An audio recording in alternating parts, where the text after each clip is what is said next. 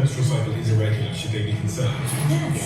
Yes. Your body's meant to work like clockwork. And our monthly cycle is so much more than getting ready to have a baby, especially when we're looking at exercise. And it's important to say if you don't have a period, it's very harmful to long-term health, brain health, mental health, low energy, and libido.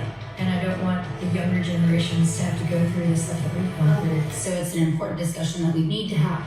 We are joined by 4 leading female health experts from very different fields To have a crucial conversation about women's health. With over 80 years combined experience, they're sharing the truth about what every woman and every man needs to hear. We asked 1,000 women to submit their questions ahead of this conversation, and I got so many questions around fertility, understanding hormones, PCOS, birth control pill, and miscarriage. And I'll say this again, it's because we haven't had these discussions publicly. When we look at funding in women's health, it's horrible. Like less than 1% is spent on women over 40. And women are living 20% more of our lives with chronic disease or mental health disorders. I mean, 50% of patients with unexplained infertility have endometriosis. But it takes women 7 to 10 years to get a diagnosis after symptoms start. But also, there are things that we do that will inherently harm our fertility because we're not taught this, and it predisposes you to many medical problems later in life. And patients will say, but I have a really high pain tolerance. Yes. Like it's a badge. So they gaslight themselves. And that's what we're all trying to fight.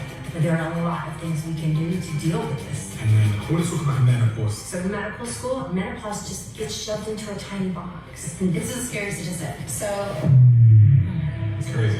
I just think it's insane. This is why we need to create change.